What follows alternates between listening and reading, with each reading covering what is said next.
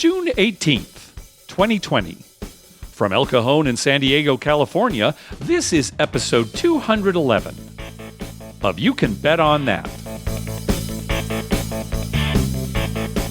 Hi, everybody. Welcome to You Can Bet on That, a podcast for the recreational gambler. My name is Mark Duvall, and sitting at his house is Dr. Mike. Hello.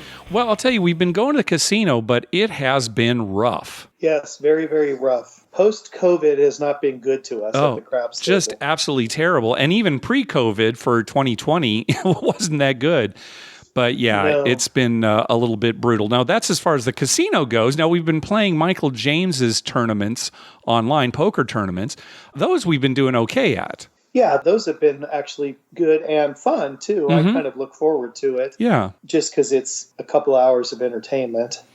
And you've won a couple of them. I've won a couple of them. And we're getting to kind of know, at least virtually, through the chat window, some of the regular players, though. So, yeah, that's been something to look forward to. Yeah, the other night you didn't play, and there was quite a bit of talk about Michael's, I assume, son, who's getting married, and where he would be having his bachelor party and what the entertainment at the bachelor party would be like. Okay. And me, not personally knowing these people, just voyeuristically listening in on their conversation, so to speak, was like busting up. I'm sitting there laughing, and I'm showing my wife, look. So, yeah, we don't really have much to say as far as our experiences here the last couple of weeks, but we have gotten a lot of listener feedback as more and more of these casinos open. So we've got a lot of phone calls, and we'll get to those in a little bit. And I'll give a report that my brother gave me from San Manuel Casino, which I think officially opens this weekend to the public, but had kind of like a week of opening for invited guests only. Oh, okay, right. And he had a lot of interesting things to say about that. So okay, good. We'll get into that. Okay, good. Well, you remember last episode we were talking about Circa opening in downtown Las Vegas and how that was scheduled for December. And hey, wouldn't it be great if the opening coincided with Caesar's Great Gift wrap-up? We'd be able to go for both events, and it would be a really big deal. Well, just today, this morning, as we're recording this, Derek Stevens did announce the opening date for Circa. He said that the hotel will open no later than December 28th. But he went on to say that the casino is going to be opening October 28th, way sooner than everybody thought. Wow. Yeah, so I mean, that is something. Now we've got to rethink our plans. It's like, hey, are we going to go in October now?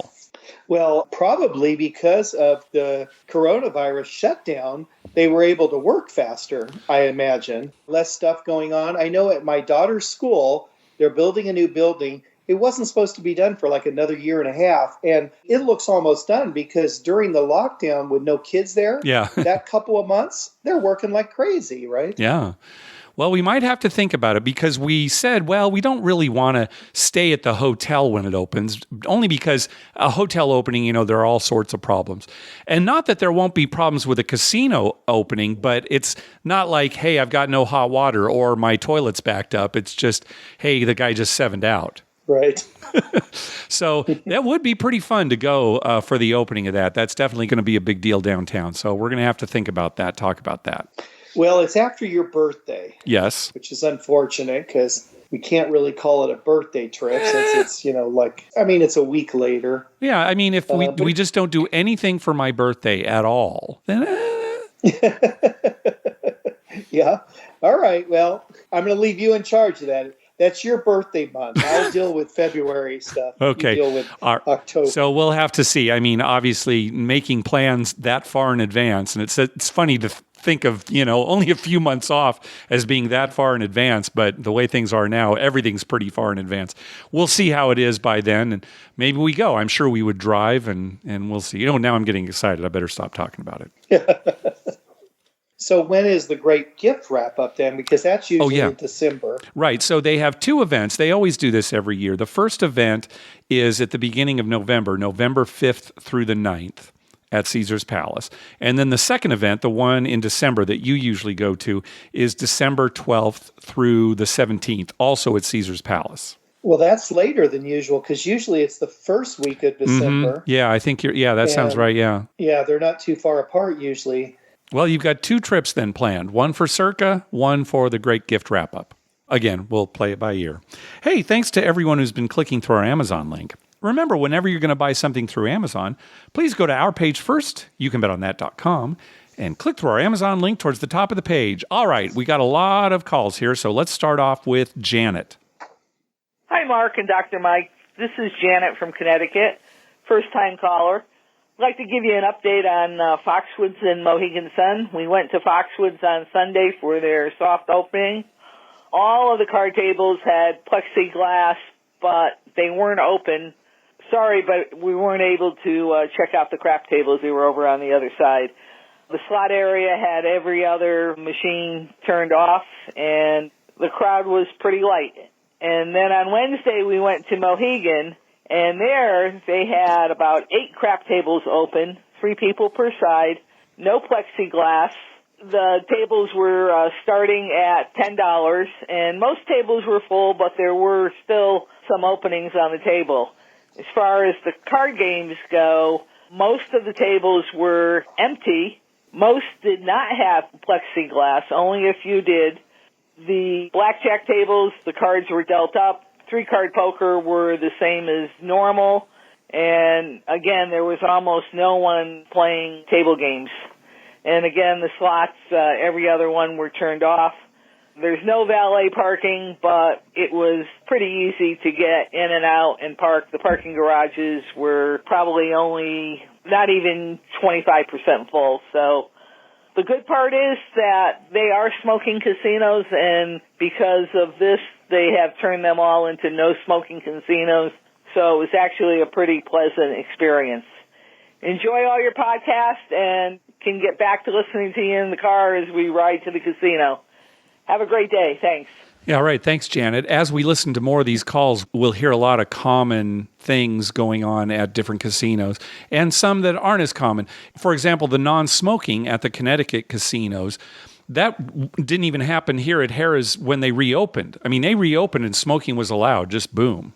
Well, remember last week when I said, you're wearing your mask, and then when I lowered my mask to take a drink, I could smell casino smell. It's that smell of, a bunch of people and smoke and everything. Yeah. And I was like, oh, I kind of miss casino smell. But no, it's still there. I just couldn't smell it with the mask on. Yeah.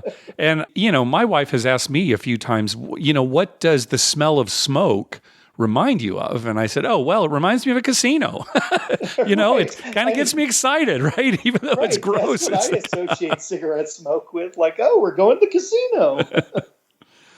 All right. Another report about Mohegan Sun. Hey guys, it's T Money. I recently relocated from Arizona to Western Massachusetts since my last call-in, and now Mohegan Sun in Connecticut is my target casino. I was feeling pretty desperate to get back to the crap table today after the last 3 months away, and luckily I had the opportunity on short notice to meet up with Uncle G, your East Coast correspondent. The only problem was the Connecticut COVID-19 restrictions on hotels. We're talking very limited services for out-of-state residents, and since I'm from Massachusetts, this is a bit of a problem. I booked a hotel reservation under a fake Connecticut address and presented my passport as my check-in ID. That made sure I could get in no problem, and thankfully it worked like a charm. So as soon as we were checked in, we called into Uber and rolled over to Mohegan Sun to get to work. We battled heavily on video poker, saw a few 4-of-a-kinds and 1 straight flush, which was great. Good action. There were actually 8 craps tables open, but unfortunately 100% full. We decided to save our load for tomorrow. So instead, we pounded 5 or 6 really strong free drinks, headed back to Uber, back to the hotel. Weirdly enough, we got this Uber driver who creeped us out so bad, Uncle G actually considered barrel rolling out of the car into the Cumberland Farms parking lot to save himself. But thankfully, we got back to the hotel. Just with a good story and a solid bankroll to battle again tomorrow. And tomorrow's a triple comp day, which is a great time to battle. Be well, guys. Thanks for doing what you do. We love you. Take care. Yeah, so that is an issue with some hotels. And he was talking about how Connecticut, how it's actually harder to get reservations if you're an out-of-state resident. Now, did you ever think in your wildest dreams that you'd have to, lie about where you live to get into a hotel? No. Unless it was like I was from some other country or something. And I was trying to check into a hotel in North Korea or something. Right, some country that's on some list of, But That's pretty funny. I mean, that may be the funniest thing I've heard so far about COVID-19.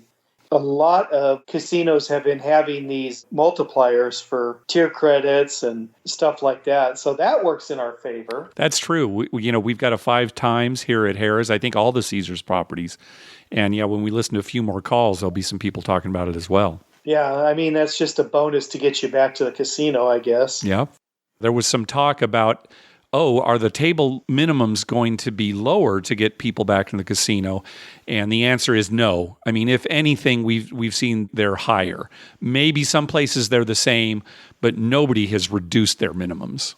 Right. And I had a feeling it was going to be that way. Yeah. I mean, especially at craps. I mean, when you're only getting, 6 people on a full table, they're going to have to up their limits just to justify having a table. Yeah. All right. Next up is Nick. Hi, guys. This is Nick in Kalamazoo. Just listened to your last show, and my wife and I decided to check out FireKeepers Casino in Battle Creek, Michigan. Similar to what a lot of other people were saying, their parking garage wasn't open because they're trying to direct everybody to a single entrance. Temperature check at the door. Masks are required. One of the big things there, no smoking, which was nice in multiple ways. Instead of smelling like smoke and people aren't having to pull their mask down, no self-service drink stations. So they had 2 craps tables opened around 2 o'clock in the afternoon. Normally you'd see a $5 table and a $10 table, and said they were 10 and 15. So I'm assuming since they could only have 6 people at a table, raising their minimums to keep their extra money.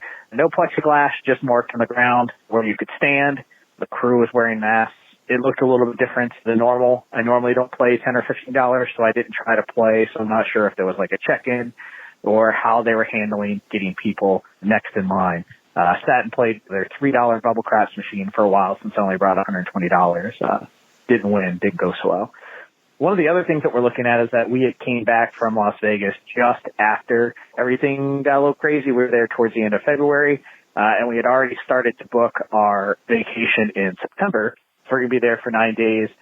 We had planned to stay 5 days at Rio, which we've never stayed there, but we really enjoyed playing there last time.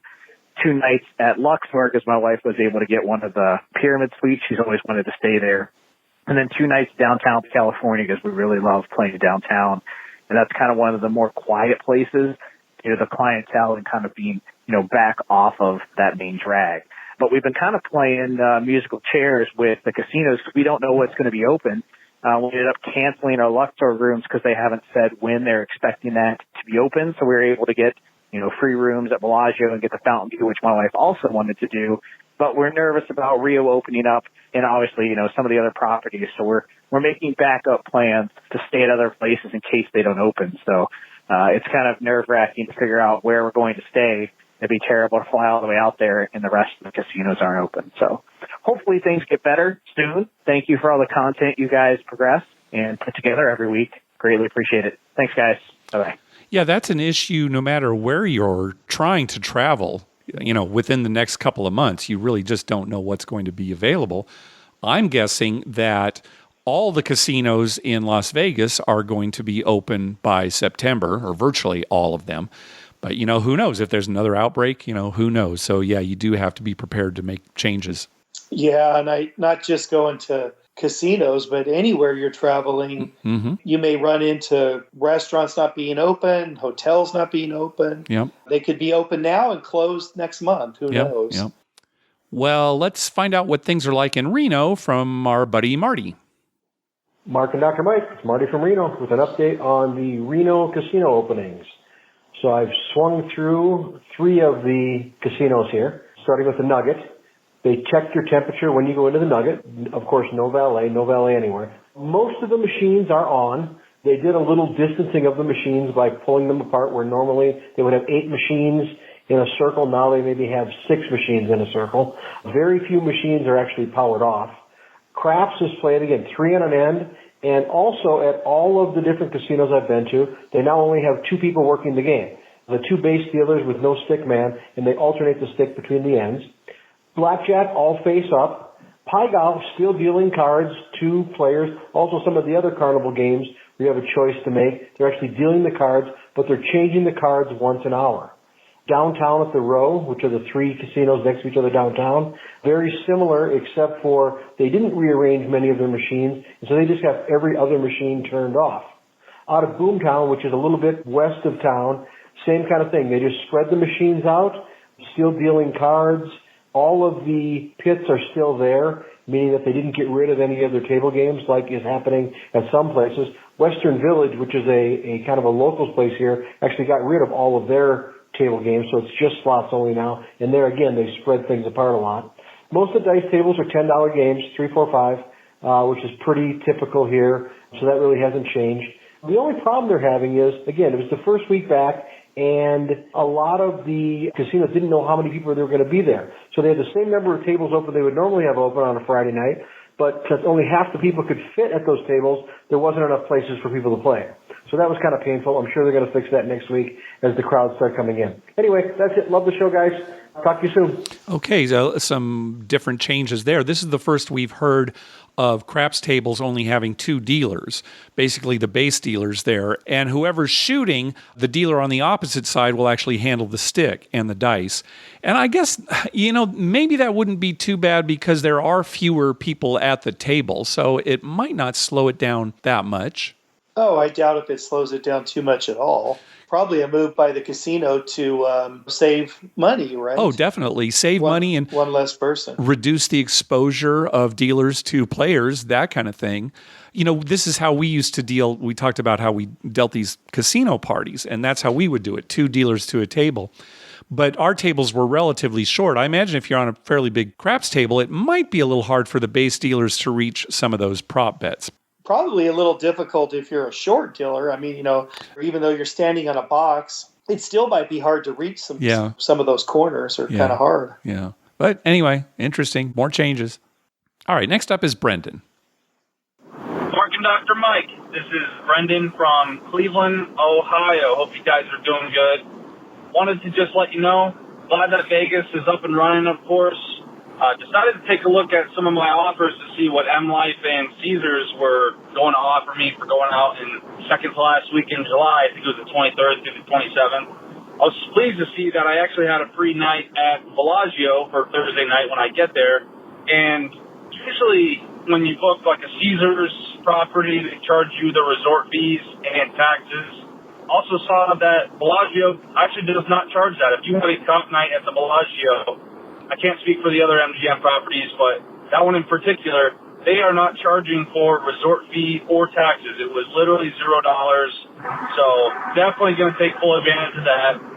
And for the remainder of the trip, we'll move over to Harrah's, which we like staying there. The new hotel rooms are clean, updated, and the casino is super easy to get to and from. And if you want to get on this trip, it's not a long walk. Dr. Mike, I know you don't like walking very far to get to the casino or out on the strip. So I agree with you. I am the same way. Also really hoping that the MLB Players Union and the MLB owners come up with some sort of solution to have a season this year. My old roommate from college, one of my best friends, actually plays for the Amarillo Swad Poodles, which you guys may or may not know is the AA affiliate for the San Diego Padres. And after talking with him, he doesn't think they're going to have a season, but who knows? Hopefully they come up with something. But he's a very good player. He runs it up to about 90, 93, and just want to assure you that the future is bright in San Diego. I don't know if you guys follow minor league baseball, but the Padres actually have one of the top minor league systems in all the MLB.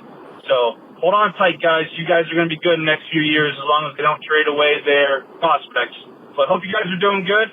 And really hoping Vegas comes back to normal. Thanks, guys. Yeah, it sounds like the negotiations between the MLB Players Union and the owners just aren't going anywhere. It sounds like they're going to have to go to arbitration. Is that what you've heard, Mike?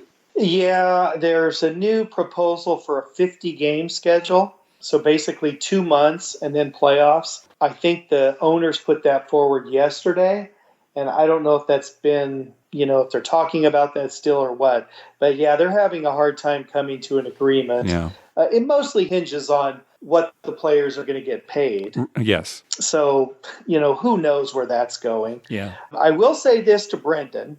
We do know that San Diego has the best farm system in Major League Baseball as of now, as rated by supposed experts who say, the talent in their farm system is good. Mm-hmm.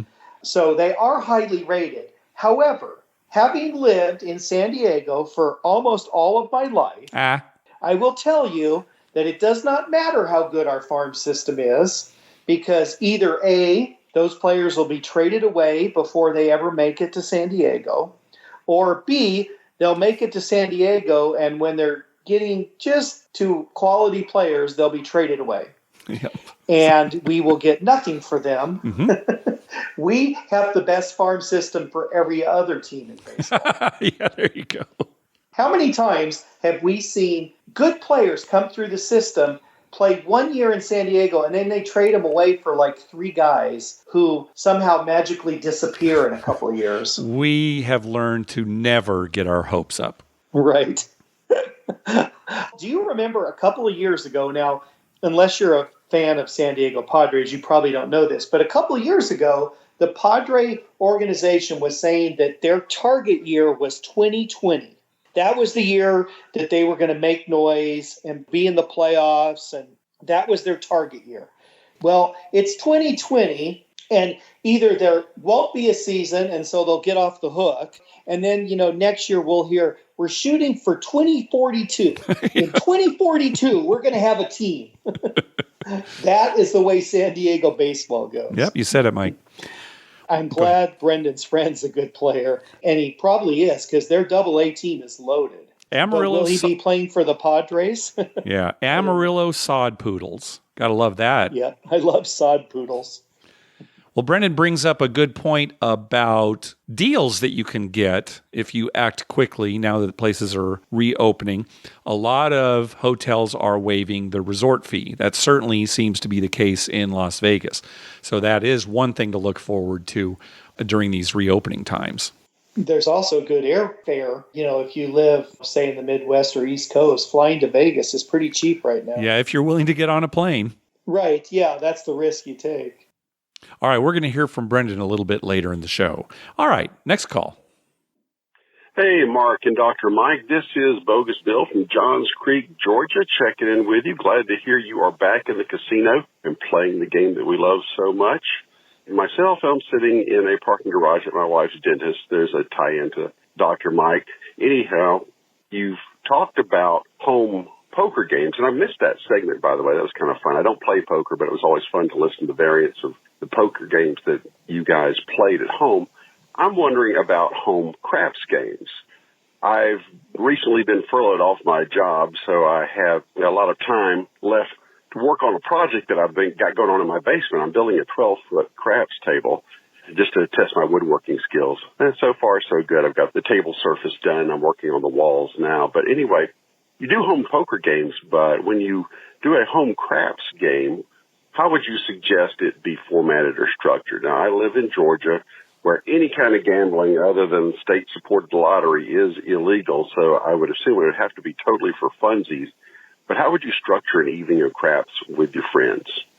Appreciate everything you do. I really love the webcast, and y'all stay safe. I'll talk to you later. Thanks a lot.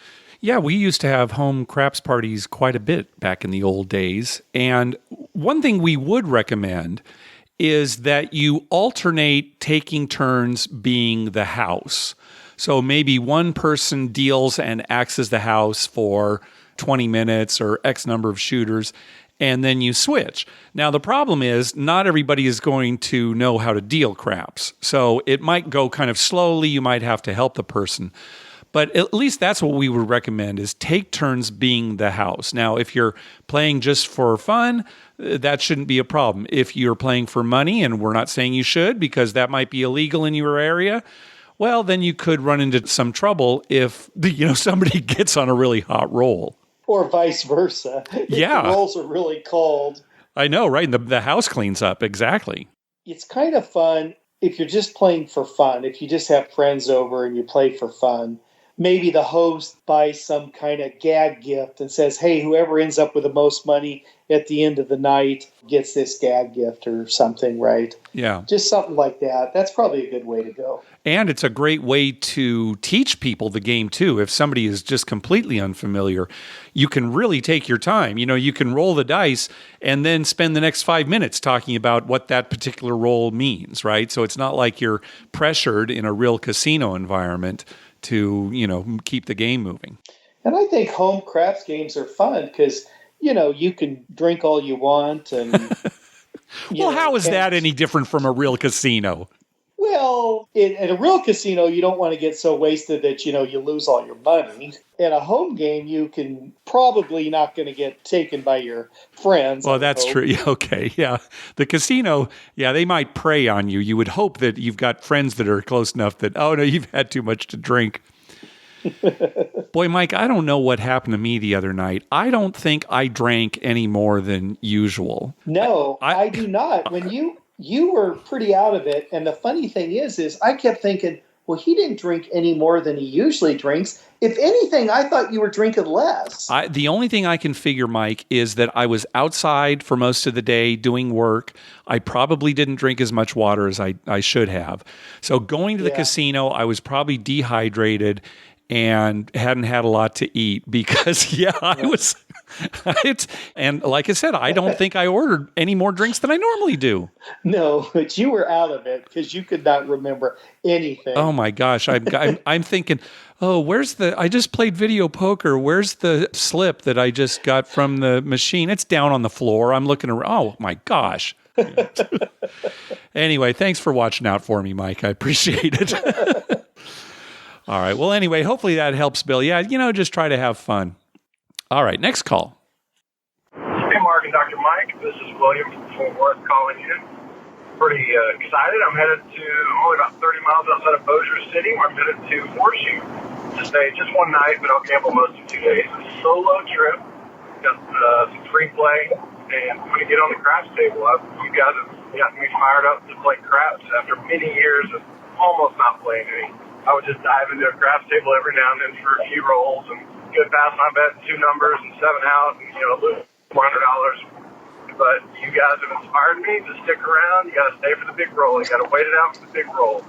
So if I lose my entire bankroll, either way, I'll try to give you a trip report when I get back. I had a question about, Caesars Entertainment, they have the deals that they've advertised before where you get badges for going to different casinos. You have to get so many tier credits, and then you get a badge. And this sounded like fun to my wife and I, because we like to walk around in Vegas. It's fun. Sometimes we'll go all the way from Mandalay Bay all the way to Wynn and then back down the other way. It's a long way, but it's fun, and hit all the casinos in between. But after hearing y'all talk about average daily theoretical, it's probably a terrible idea, right? I'm assuming y'all would not recommend, if you're just going for those badges, to do that. And also, thank you guys for keeping this clean, because a lot of times the kids are in the car. Not that they're really listening, but you never know. But for the most part, it's very clean. There was one episode when Dr. Mike dropped an unbelievably shocking GD bomb, but, it happens. It happens. And lastly, Dr. Mike, my wife's a dental hygienist, and she's been complaining because we can't use a Cavitron here in Texas right now. Is that the same in California? She's claiming her hands hurt, shoulders, everything's more sore than usual. So are these legitimate complaints? And should I be sympathetic to her? That's it. I'll give you a trip report. Thanks, guys. Bye. Well, I'll start by saying, William, you should probably be sympathetic to your wife regardless. That's just some advice from somebody who's been married for a while. But, Mike, what is this Cavitron? Okay, from a dentistry standpoint, the Cavitron is an electronic machine that we can use to clean teeth. Okay. So it's basically quicker and a little more efficient than the hand scalers that dentists of my age were taught to use. Okay. The problem with the Cavitron is it vibrates and there's water to cool it down. So there's a lot of mist. There's a lot of water mixed with saliva that gets shot up in the air. And that's what the government does not want during, okay. virus. I see. Okay. It's probably the most dangerous thing in a dental office. Wow. So, yes, in California, they have said, do not use Cavitrons until we give the okay. Okay. So everyone's going back to the hand scalers, which are a lot more tedious unless you're used to it. And so it's harder on your hands, your carpal tunnel, your neck, your back. Yes, it definitely can create some problems, especially if you're not used to the hand skillers. Okay, all right. So William definitely needs to show some sympathy, and our hearts go out to his wife during these trying times. Right. Yeah, actually, dental hygienists are at pretty high risk. Oh, I can imagine. Just because of what they do. Yeah. Yeah. It's one of the more riskier jobs in the COVID world. Ugh. Well, William, as far as us keeping the show clean, the reason you mentioned is basically the reason that we do it. Years ago, when my kids were younger, I would take them to school on my way to work, and their schools were not terribly close to the house. So I'd be in the car with them for 20 to 30 minutes. And there were some podcasts that I just couldn't listen to because of the language. I mean, there's nothing wrong with it, but I just couldn't listen to it with the kids in the car. And so I thought, well, if we do a podcast, maybe we'll just kind of keep it clean for that reason. So that if you've got it on, you can listen to it in the car. No matter who overhears it, you're probably going to be okay. Right. And if some acquaintances of ours hear it, they won't think anything of it too. Like for me, sometimes I tell a patient, listen to our podcast, if they're interested in gambling. And I'd hate for them to listen to it and say, well, that's not the guy that usually I'm talking to. Bunch of F-bombs being dropped. And, oh, my gosh, I'm going to change dentists. Yeah. Right. And actually, to be perfectly honest, we don't swear a lot in our real lives, you and I. No, we don't. Yeah, just for whatever reason. Yeah, we don't. So it hasn't been that hard for us. Occasionally we do. Yeah, sure. Yeah, occasionally we do. But it's not a routine thing for us. No. I don't know why. It just never has been. Yeah. And then William was talking about these badges that Caesars Entertainment offers. The concept is that if you visit different Caesars locations and do certain things there, you'll earn these badges. And I think the badges are worth like 25 tier credits each, something like that. So if you go to Bally's and you play slot machines, you get a badge. If at that same location you play a table game, you get another badge. Then you go over to Cromwell and you play a slot machine there, you get another badge. And if you stay at one of the hotels, you get another badge. Anyway, he was thinking that maybe trying to get these badges isn't as important as your average daily theoretical. And we would wholeheartedly agree. It would be much better, if you're spending a whole day just going to different properties to get these badges, it would be much better for your comps overall if you just kept your play to one property during one day. And also, if you move around in a bunch of properties, you're less likely to get any offers from the properties because you didn't play there long enough. Well, that's it. That's exactly it. So, that will affect your ADT, yes. Yeah, and getting offers in the mail if you live out of state or something are really important. Yep. Because that's how you get trips paid for and stuff. Yep. Well, we will hear how William's trip went on our next episode. Okay? All right, sounds good. I hope it went well. I mean, his poor wife, she's in the dental field. She deserves a break. Yeah, no kidding. All right, next call. Hey, my name is Andy. I'm from South Florida. Just have a little bit of a trip report.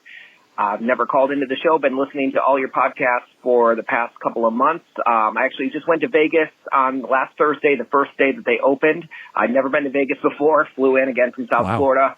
I stayed at the MGM Grand for 3 nights. I used actually my Vegas credit. I've been playing that game for nearly 10 years at least, actually, and I've had like 4 million gold coins, and I've never gone to Vegas, so I got 1 night free at MGM Grand. I paid for another 2, and then a friend cashed in my Vegas points for a night at New York, New York.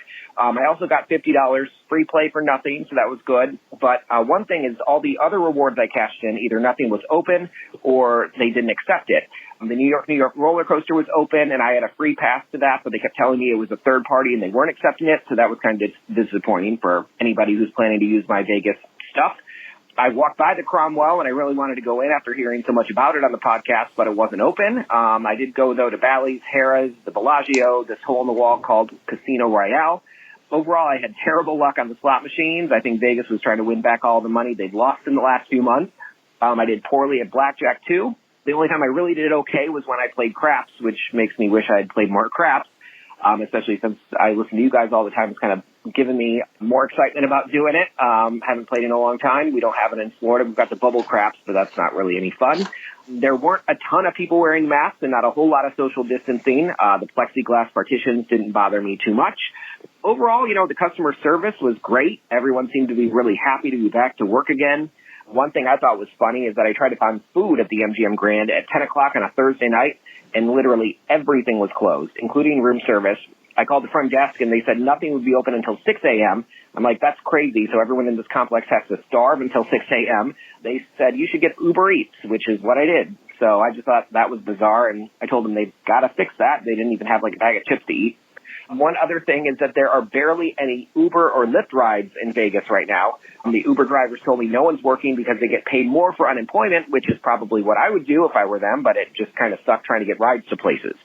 I do plan to go back when everything is open again, and overall I had a great time.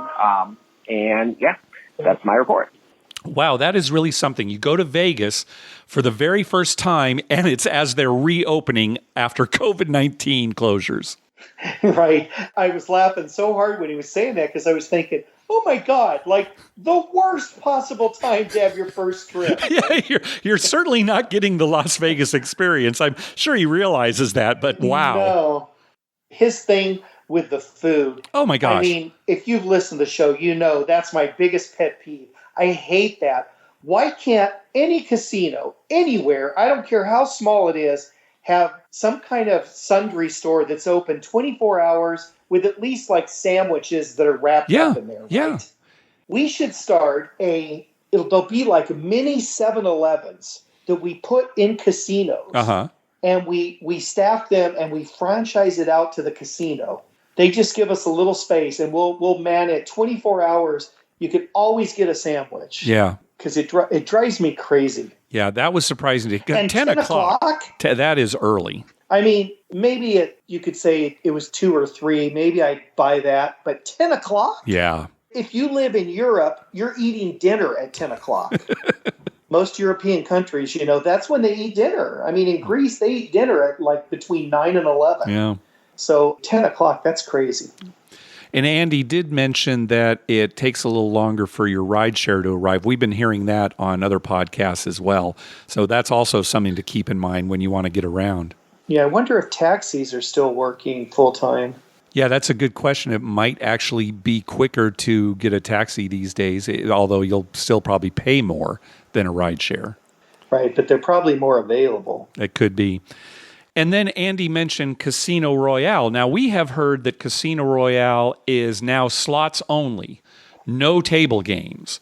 Now, we have not been able to confirm that that is permanent, but that is what some people are saying. Now, on their website, they still have links to all the different table games that they offer. Now, that doesn't mean much because casinos aren't very good at updating their websites. But also at their website, it says, due to the COVID-19 virus and social distancing requirements, and for the safety and well-being of our guests, the casino pit, pool, and fitness center are temporarily closed. So just the fact that they called out the casino pit, which I'm assuming doesn't include slot machines, just the fact that they called that out, maybe they plan on bringing table games back. But again, we haven't been able to confirm, and some people are saying that that's permanent. Yeah, it sounds to me like, that's a pretty small casino. It sounds to me like maybe they're experimenting. Yeah, it could be. Maybe they will make it permanent if things go well. And if things don't go well and revenue's down, maybe they'll put table games back. It is too bad if that turns out to be the case, though, because that was one place on the Strip that you could count on low limits. Right. I mean, that at one point they had $3 craps during the day. Yeah. And $5 at night. They only had one table, if I remember correctly, but it was only $5. Yeah. Yep. It was always full. Yeah, that's the thing, right? Yeah. All right, next call. Hey, Mark and Dr. Mike. This is Joe from Frisco, Texas again. Wanted to give you all a quick trip report from WinStar World Casino in Thackerville, Oklahoma. Went there this past Wednesday, June 10th, with a buddy, and they are requiring masks for all employees and guests. they take your temperature when you enter the building and hand you a mask if you don't have one. All table games are 3 people per table, except for craps is 4 per side. There is plexiglass dividers on all the table games just for the dealer, so not in between each player, with the exception being craps. On a Wednesday, they probably had only 40% of their tables open, which were really only baccarat, blackjack, and craps. I didn't see any 3-card poker or any of their other carnival games open. Now, maybe this is probably because it's just a weeknight. As far as how the gambling went, I started off on roulette and lost a quick 100 there, and then followed it over to the Willy Wonka machine and got all the way down to $2.80 and was able to run that back up to $50, proceeded to take that to the craps table and run the $50 up to $250 before finally cashing out with a small profit there after starting with my modest bankroll of $200. Took one last stab at the $50 in profit at a blackjack table. Didn't work out, but had a great time, good 3 hours spent, and went home even. So looking forward to the next show, and thank you guys for all you do. All right. Have a good one. All right, nice comeback, Joe. Joe did send a follow-up message indicating that when you cashed into a game, they gave you hand sanitizer to wipe your hands down. That seems pretty common at a lot of the casinos, too, when you first start a game. He also said that even though there were 4 people on each side of the craps tables, the sign said that there should be a maximum of 3 players on each side. So obviously that wasn't being enforced. Yes, and I don't know if you noticed this last Friday when we were at Harrah's, but towards the end of the night, we had 3 on our side, but there were 4 on the other side. Oh, no, I didn't notice that. And the reason was that one player, I'm not going to say his name, but do you remember he came up? He's a big player, and all the tables were full, and he was standing there, and they said to him, "You can play here, just stand back from the table a little bit." Wow. Now, he has, on any given roll, about $1,800 to $2,400 on the table. Okay. So that's, a pretty big player. Yeah. You know who I'm talking about. He's the guy that bets $300 on all the on each of the hard ways. So he has $1,200 out there on hard ways. Well, there you go. And, money talks, right? Money talks, yeah. When he came up, he looked at me and I was like, yeah, we kind of met eyes, and it's like, yeah, this table's full, that table's full. He talked to the pit and they put him right in. Wow. Okay. so that 3 roll was okay unless you're going to bet lots of money. Yeah. Of course, they didn't want to ask anybody to leave, right? No, well, you could, that would be bad. That would be pretty bad, but they just squeezed him in. And he did, if you notice, he was not standing at the table. He stood a good 2-3 feet back from the table. Oh, yeah, I must have missed until that. he had to make a bet. Okay. When he came up. Right. Okay. Yeah, it was just for the last 15 minutes we were there. Yeah. And I didn't want to say anything like, hey, they got 4. Yeah, really. But by the same token, a young man walked up and wanted to play on our side. You had gone to the bathroom, and it was me and another guy, and then your spot. The guy walked up and he started to put money out, and the pit boss quickly said, "Oh no, there's already 3 here." He just went to the bathroom. Okay. So they sent him away. But not the big guy player. who buys in for $8,000 or something. They put him right in. Yeah.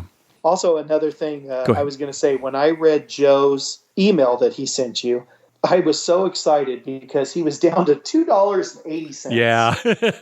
I mean, when you make a comeback, it's always nice. There's no way it can be negative. But when you're down to $2.80 and you come back and get your $250 back, that's pretty impressive. It sure is.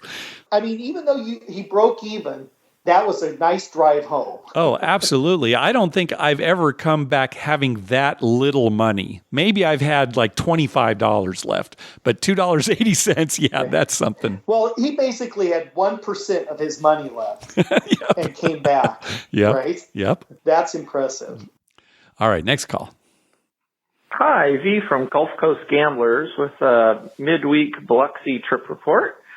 Happy to report the casinos are open and people seem to be having fun. We stayed at Golden Nugget. Table limits were certainly higher there and at most other casinos, so fair warning for the table games players. Harrah's has a great promo in June with 5X tier and award credits. I hit my first Royal Flush on Quick Quads 10-hand there for a nice little nickel payout. Palace, I think, gets our vote for the best slot floor layout post-COVID. They did a really nice job spreading things out, but still sort of having the feel that everything's on. Treasure Bay continues to have their great low limits, including their $10 double deck stand on 17 game. Unfortunately, because they kept their limits low versus the others, we also found them pretty crowded for a Tuesday night and moved our play back to Harrah. So good luck to everybody out there, and hope to see you all in Biloxi in the future. Yeah, Biloxi, we missed it this year. Maybe next year. Maybe not. Maybe within 2 years. We definitely want to go. Yeah, I definitely want to go to Biloxi. Yeah. I'd just like to check out that part of the country, Yeah. to be honest. Yeah, it's true. All right, let's hear about Northern California from Steve. Hey guys, this is Steve from the San Francisco Bay Area. It's my first time doing a trip report. I'd like to do a trip report for last Sunday. I visited 2 Central Valley casinos. The first one was the Hard Rock Sacramento at Fire Mountain. I've never been to this one before. It's about 45 miles north of Sacramento, even though they market it as being part of Sacramento. This was the second weekend it was opened. Very similar to your experience. There was only a single entry to the building, and so that's where they were checking your temperature. They were also charging $1 for face masks. Basically, the safety check at the craps table was also, they would do hand sanitizers before they were going to shoot, and then also on dealer changes, they sanitized the die screw shooter. They were a little hypersensitive about the masks as well. They wanted to make sure it was always covering your nose, even though it was a little hard to hear sometimes what people were saying. They also offered a tier match to Caesars Rewards, which was great because the lines to the cashier were pretty long, so able to get into a separate line for that. So it's very common for only to have one craps table up in Northern California, and they had 4 players per side. Basically, they divided it up with these plexiglass dividers, and they were kind of sitting on these stanchion bases, and they kind of went over the rail and then up about 7 feet and then back behind you. And you kind of move them around a little bit. The 4 positions, there's just to the left or right of the stick man.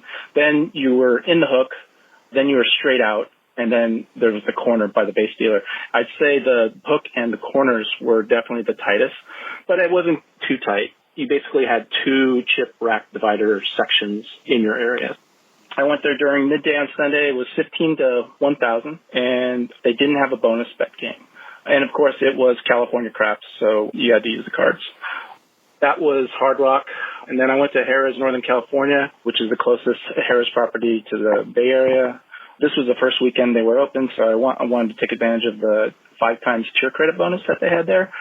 But I just re-listened to your number 210 podcast, and I was a little upset when I heard it because you said you have to actually select it 5 times from the kiosk.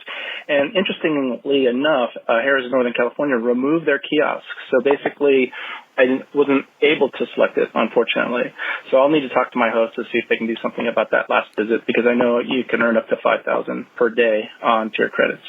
So safety-wise, it was very similar to Southern California, Rincon, which is you had a reduced entry. Basically, they did thermal checking. There was no line. Masks are required. The Laurel Lounge was closed. That was interesting. And then they actually removed the regular craps table from the premises. They actually went to the Roll to Win digital craps table, unfortunately. So that's the only thing available for Harrah's, and it's 5-handed. Basically, it's a 10-station table, but they turn off every other one. And you're basically being comped as a slot player. Nice thing about it is you can sit on the chairs, which is good, and then also they allow you to use cell phone usage. I know last time you mentioned that you wouldn't play it because you didn't know if you had enough time to place your bets. Well, this dealer was actually manually starting the no bets portion, so definitely have time to play it. But I don't like the hot shooter bonus, and it was also $5 to $5,000. But anyway, that's my trip report. Love listening to you guys. So that's interesting. According to Steve, then, it sounds like at these roll-to-win tables, they could actually turn off the timer and have the dealer manually say, okay, we're good, no more bets now. Right. Well, they told me that they could also change the timer if I wanted. I know they said that, to yeah. give me more time. The problem with that is then on a roll where nothing's going on, like somebody rolls and, nothing happens, then you've got to wait a long time for the next roll. Yeah. So if they could manually do it each time, that'd be great. Yeah, we'll have to ask some more questions next time we're up there.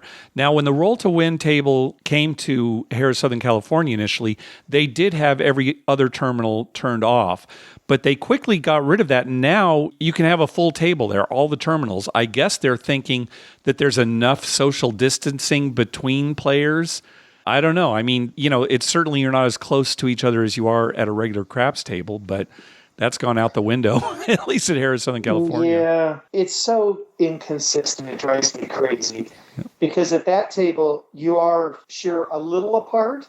But hey, if somebody rolls a hard 8 and you scream out at the top of your lungs, woo, and you're yelling, the guy next to you is getting your air on him. Yeah. There's no doubt about it. And then Steve was saying that they got rid of all the kiosks there at Harrah's Northern California. So, yeah, we actually had to hit the display to activate the 5 times tier credits for the month of June. So, yeah, I think, Steve, you absolutely should check with your host. I would hope that at a location like that, they would automatically opt you in. But, there's no guarantee. So definitely follow up on that. Well, we were surprised that they still had kiosks in Southern California. Yeah, that's true. That's a lot of touching. Well, they still have video poker machines. There's a lot of touching there. Right. Well, at the bar at Harrah, Southern California, there's no plexiglass between you and the bartender or anybody working. No. So I find that funny. It is inconsistent. It's interesting to hear about these plexiglass partitions at craps. It sounds like most casinos are not doing that. Yeah, I'll talk about San Manuel here in a little bit, and they do have those there at craps and at blackjack. Oh, okay. Where you're almost in a little cubicle playing your blackjack hand. Yeah. And then, if you're going to wear a mask, pull it over your nose too. I know it's uncomfortable, but we constantly see people that only have the mask over their mouth, which is better than nothing, I guess. But, if you're going to do it, make sure it's on your nose too. Yeah. All right, next up is Ryan. Hey, Mark, Dr. Mike. It's Ryan from Lakefield, Minnesota. Just wanted to give you a little update on our local card room horse track here in town. Canterbury Park is doing live racing. They just started up, but without much in terms of live fans. They're capped at 250 people right now. The racing started last week. Our governor allowed places to open up at 50% capacity, such as restaurants and bars and whatnot. A little nuance to the gaming floor at Canterbury Park had probably about 30 or 40 live poker tables, and on any given day you'd have between 10 and 35 games going on. Well, today was the first day of the card club being open. I happened to be in right away that first time slot. You do have to make a reservation. I think it's more just to keep capacity down. You do need to enter through specific doors and get a temperature check. Upon entrance, you must have a mask on at all times. As I said, I was one of about 20 people in there with a very large card club. I would say the worker-to-player ratio was about 3-to-1. Interestingly enough, though, despite way more employees than players, table limits were exactly what they were before the pandemic. $15 face-up pie-gow, looked like about $10 blackjack. No touch. The only thing you were allowed to touch were the chips, which kind of makes you wonder, well, what's the point? 4 to a table, plexiglass at every table. But interesting, the 30 poker tables are no more. They've all been replaced with table games and carnival games. Food and beverage is there, but certainly not what you would expect. And the only other thing I would say is that while face-up pie-gow was going on, it was so slow. So I'd be curious to know how they're working on their comps, because for an order of the dealer to fan each hand individually, it took a long time. So hope you're all doing well in San Diego. Peace out. Yeah, the fact that the limits were the same as before the shutdown might have to do with the fact that they got rid of all their poker tables, because they're going to make way more money on blackjack and carnival games, that kind of thing, than they ever did on poker. Oh, most definitely. And yeah, racing is back. In fact, gosh, Mike, this Saturday is the Belmont Stakes. It kind of crept up on us here, right? Without the Kentucky Derby and everything, you kind of forgot about it. So yeah, the Belmont Stakes is actually this Saturday. And are they going to run that with fans? I didn't even check, so sorry, I don't know. Because a lot of tracks are saying they're still planning on having Del Mar here starting in July, but it's going to be without fans, at least initially. That's what they're saying. Yeah, yep. All right, let's hear from Brendan again. Hey, Mark and Dr. Mike. This is Brendan from Cleveland, Ohio. I had a follow-up question that I was thinking about as I was listening to some past episodes. With all that's going on in Las Vegas right now with masks being required and everything, I was thinking of advantage players, specifically blackjack players that have maybe been backed off or are known card counters.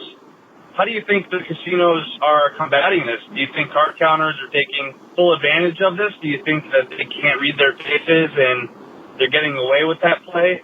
Obviously, they'll find out when they're arranging their bets, but maybe it allows them to play for a little bit. I don't know. I figured it would be kind of something interesting to talk about. I want to know your guys' thoughts or if you had any information on it. Thanks. Well, sure. If you're an advantage player who has been concerned about being recognized, then this is an opportunity, right? Being able to wear these masks. And it wouldn't be just for card counters. He was talking about how you can tell somebody's counting cards based on how they spread their bets. But not every advantage player is a card counter. There are a lot of different advantage plays out there. So again, if they don't want to be recognized, this might be an opportunity for them. Yeah, maybe. I mean, unless the casino has that new forehead recognition technology that they're using. Sure, yeah. And, and they can just pick people out by foreheads. Yeah. I'll tell you, though, Mike, I've heard that forehead recognition is not real reliable. That's what I've heard anyway. I don't know. My forehead's growing, so he probably won't be able to recognize it from 5 years ago. That's not Dr. Mike. Growing. Oh, his forehead's not that big. That's not Dr. Mike. All right, next call. Hey, guys. Josh from Indy calling in. First-time caller. Love the podcast. Appreciate all you're doing. I'm really late on this, but January 1st, Indiana started allowing live table games. So I was playing some craps next to some dealers and, I was talking to them, asking where they're from. They said, California. They said, you're a casino. And then I was like, hey, do you know Mark and Dr. Mike? And they said, yes. They said, yeah, those guys are really rude. Just kidding. But they had nothing but good things to say about you guys.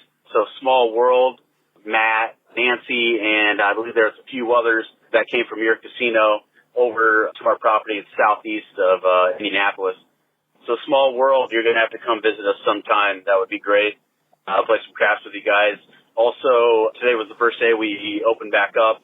I had to wear masks at the table, but everything went pretty smooth. They hit capacity pretty quick. There was only 1,500 allowed. So final question, top 3 places to play craps in Las Vegas. It can be an extinct place or a still open place. We'll love to hear your answer. Thanks again, guys. Hopefully hear from you soon. Yeah, Matt and Nancy, they used to deal at Harrah, Southern California, and we actually email each other back and forth. In fact, I think this week they were going back to work. Their casino was opening up again. I miss Nancy because at least once a night, Nancy would walk by me and tap me like on my left shoulder. Mm-hmm. And when I turned, nobody's there. Right. Because she's on my right side. The classic gag, yep. Yeah, and I fall for that every single time because I guess I just don't expect it in a casino. And Nancy sometimes would do it to me like 3 times in the same night and then just hilariously laugh at how I fell for it. And Nancy, I miss that. I sit at the casino and nobody's screwing with me. Yeah, we definitely miss them. And hopefully, eventually, we'll be able to get out and play in their casino. I will, for sure, because we have relatives in Indiana. Yeah. So at some point, I will be at their casino. I'm not even going to tell them. I'm just going to show up some Friday night. Yeah. So top 3 places to play craps in Las Vegas. And we can use casinos that don't exist anymore. Gosh, Mike, what do you think? Well, I can tell you one place that I wished still existed because I love to play craps there. Can you guess it? Silver City? No, it wasn't Silver City. I thought. I liked blackjack there, but okay. No. Desert Inn. Oh, Desert Inn. Yes. I loved playing craps at the Desert Inn for several reasons. Number one, there was so much room. Oh, Remember yeah. how It much was. room there Oh, was? there was tons of Oh, my room. God. Tons of room. I mean, it was never crowded. It was always dead quiet in there. Yeah, it seemed like they weren't even playing any music or anything. No, it was dead silent. I swear to God, you could hear a pin drop in that place. That's and right. It was hardcore gamblers. Yeah, right? that's for sure. Yes, Remember yes. the Desert Inn? That was not a place for 4 young guys out on a night on the town. Right, that was right. for hardcore gamblers. I do miss Desert Inn. Yeah. As far as other places existing, I have to say I do like playing craps at Cromwell. Oh, yeah, Cromwell, sure. For the 100 times odds, and Yep. I kind of like that place. I like playing craps at Golden Gate Casino downtown. Golden Gate, for sure. The music is always great. Yep. And it always seems action-packed, Yep. And I know Josh only said 3, but I'm thinking more like Planet Hollywood. We love playing at Planet Hollywood now. We love Planet Hollywood for the dealers. They have very good dealers. I kind of liked... We love Bellagio. Oh, yeah, Bellagio. For the space. I kind of liked playing at Slots of Fun when they used to have a craps table right on the street there.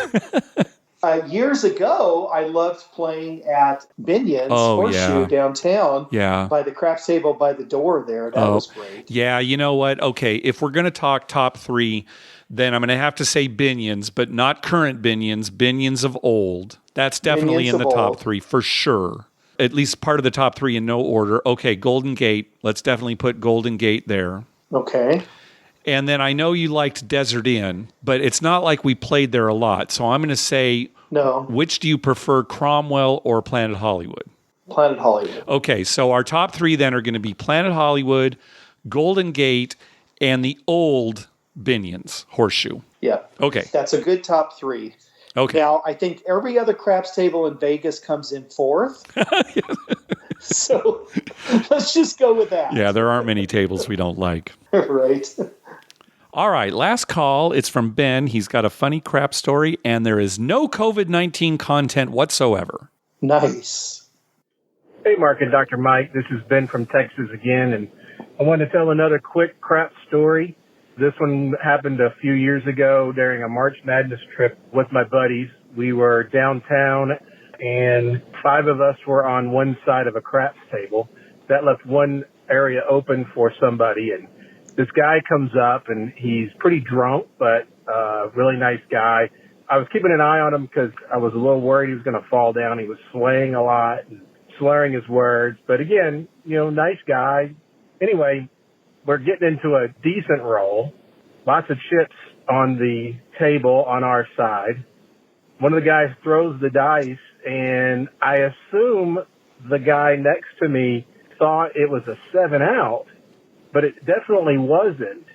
He gets mad, leans over the table, and completely messes up all the chips. Of course, seconds later, security came in and got him to the floor and then kicked him out.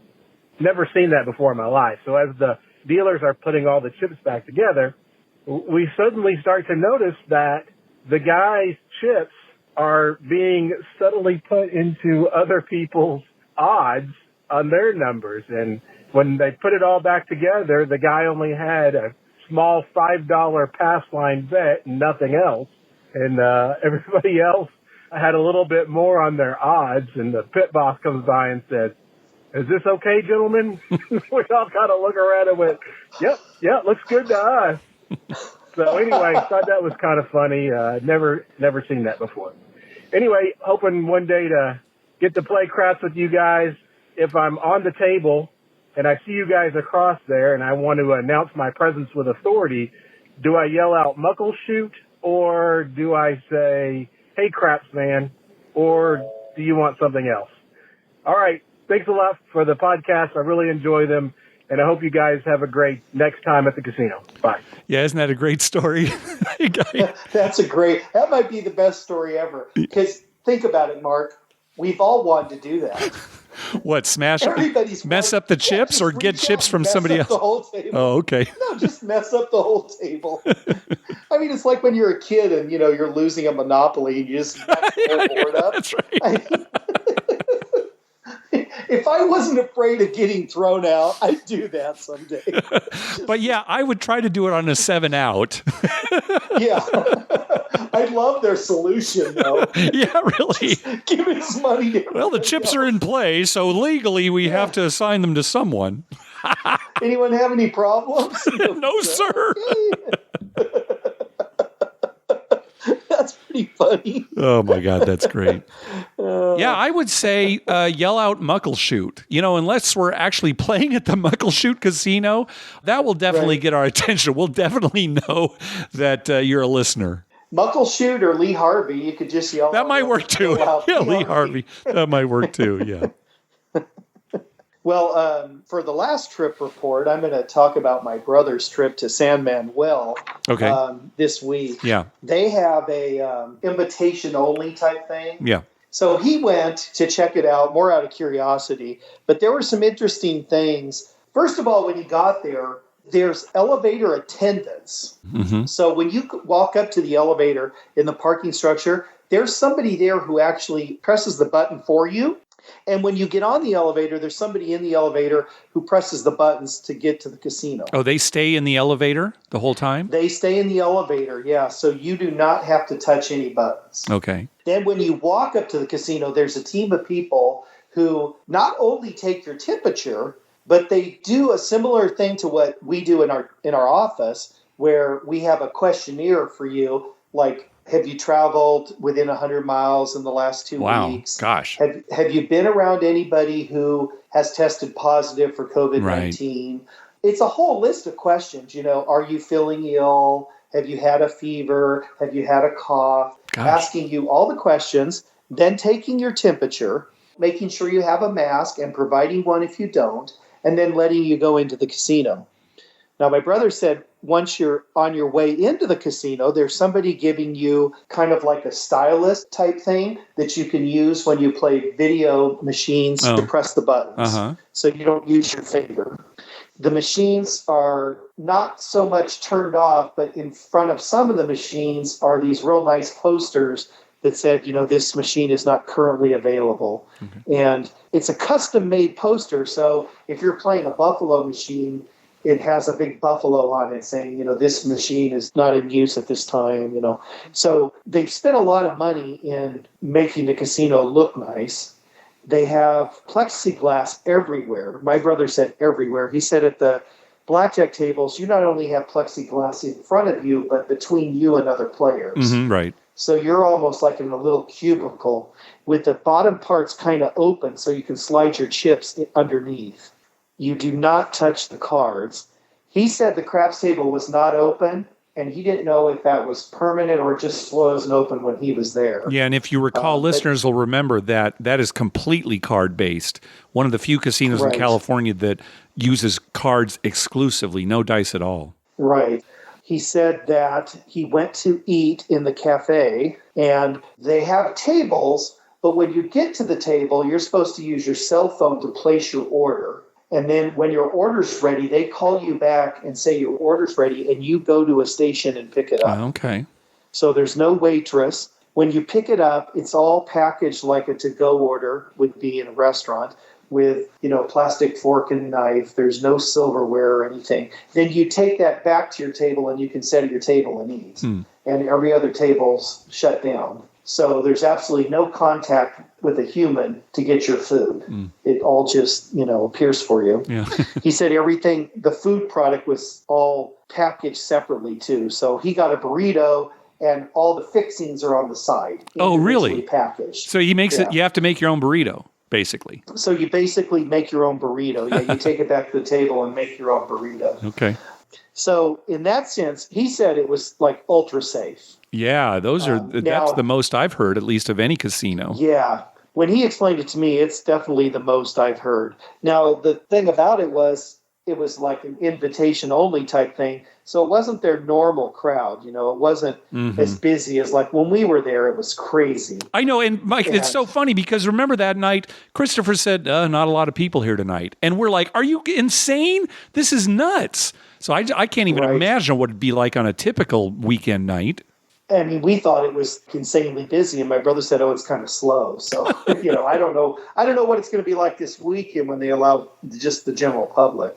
But he said also at the bar there was plexiglass everywhere, and some of the machines were turned off, so you couldn't really sit next to anybody. Yeah. Which kind of takes the bar experience away, right? Sure. Like if a husband and wife went up and sat at the bar, you're both in your own little cubicle. Yeah, right. Yeah, that's true.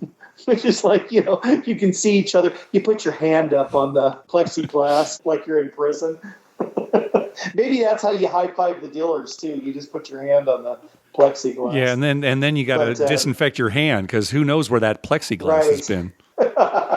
He said they were people walking around disinfecting stuff like crazy. Yeah. He couldn't believe how clean it was. So far, that has been the most extreme we've heard of. Yeah. As far as cleanliness. But he said also that they were super friendly, super nice. Everyone was very upbeat and positive and, trying to make it as nice for people as they could. Yeah. And of course, face masks are required and the hand sanitizers everywhere. Yeah. So, but anyway, he had a real positive experience. So he liked it. Okay. All right. Good. Well, before we wrap it up, we want to let people know that the Better Life podcast will be celebrating their 100th episode next week. So congratulations to them, and also be sure to give a listen. 100 episodes. It's really something. When you do a podcast, you never know if it's going to kind of take off or you're going to get any kind of audience. And 100 episodes is definitely a big milestone. So congrats to them. Yes, and they're wonderful people as well. Yep, as, Tim and Eric. Yeah, great a good guys. Podcast. They're super nice guys. Yep. So that's going to do it for this episode. We want to thank some people for some PayPal donations. First off, recurring donations from Kurt, Justin, Robin at Anytime Gambling, Nathan, and Brian Dancer. Thanks very much for those recurring donations. Also, a donation from Patrick. He says, just a little contribution for all you two do. I expect you will be doing research this weekend for the next show. Dr. Mike has to get back to his fighting weight. Thanks very much, Patrick. I don't think we've seen Patrick since Zorkfest in Las Vegas. Isn't that right? That might be the last time, Zorkfest. Yeah. And I hopefully we'll be seeing him this year sometime. He's up in Canada, right? Yeah, right. Yeah. So hopefully he'll be able to get down. So he has to wait till they let him cross the border again. Yeah. My wife got a big kick out of my fighting weight. Yeah. I think you're already there. Yeah, I think I'm in the super duper heavyweight division now. I don't know how high that goes. Also, a donation from Kevin. He says, donation for my trip to Vegas for good luck at the blackjack tables. Also because I love your show. So thanks for that, Kevin. Also, a donation from Brian. Karma donation, 36th birthday. So, of course, 36 red will be bet on. Thanks, guys. Well, congratulations on your 36th birthday. Yeah, this is the last time you'll be able to bet your age on the roulette table. Right. Also, a donation from William in Fort Worth. He says a karma donation for luck at Horseshoe Bossier. And again, we're going to hear from William on the next episode. Also, a donation from Corey, karma for June 19th through the 21st in Vegas. Oh, so that's coming up this weekend. So good luck in Vegas, Corey. And finally, a donation from Benjamin. Thank you very much. Hey, be sure to check out all our TV listings showing all the gambling-related shows coming up within the next 2 weeks at youcanbetonthat.com/TV-listings and our list of gambling-related movies at youcanbetonthat.com/movies. We'd love to hear from you. Call our voicemail hotline at 951-292-4377. That's 9512-WAGERS. 9512-WAGERS. A little early there. Or you can email us at youcanbetonThat@gmail.com. You can also follow us on Twitter at YouCanBetOnThat and on Facebook at facebook.com/YouCanBetOnThat. Finally, please go to your favorite podcast app and write a review on us. We love getting your feedback. Oh, Dr. Mike, what do you got? Well, I was thinking, Mark, since this is going to be probably one of those years where maybe we don't get to Vegas as often as we would like. Yeah. We should definitely make an effort to finalize those days to Circa so that all of our friends can join us. Yeah, that's a good idea. I am really tempted now that it's going to be at the end of October. I am really tempted to go for the casino opening. Yeah, well, you decide on that because we could announce it, and then not that we're going to have any kind of particular meetup anywhere. No, it won't be like a formal, like yeah. It won't be a formal thing, but at least if everyone knows, maybe, people we haven't seen in a while, and, there's been a lot of things postponed. Yeah. Maybe people can all go to Vegas and hang out. That would be very, very fun. Yeah, that would be. And, it'll be like end of October, so the Padres will probably be in the World Series because this is their year. Yeah. So, we'll be betting on that. We'll have to make a large bet on the Padres to win the World Series. Yeah. And that should be right end of October, beginning of November sometime. Yeah. So that'll coincide perfectly with the new Circa opening their sports book. Yep. What a way for us to go to Vegas and, Yep. put like $10,000 on the Padres. Okay, well, I really love the Circa idea. I'm not so sure about the Padres bet. I don't think we're going to have to worry Okay. about it. And if anyone makes it to San Diego, we'd love to see them too. Yeah, definitely. Because we've missed a lot of people. I It's know. been lonely. I know. It has been. When there's only 3 on your side of the table, it's me and you and then some other guy. Yeah, Larry. That's it. Me, you, and Larry. Me, you, and Larry or Phil. It's Larry or That's Phil. really it. We haven't played with a David in like weeks. I know. It's like they don't exist anymore. Right. What's going on? All right. Thanks for listening. Good night.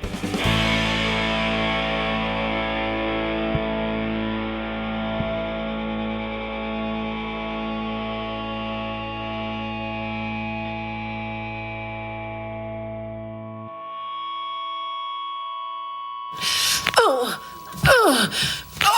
sweet mother, I love you, Dr. Mike.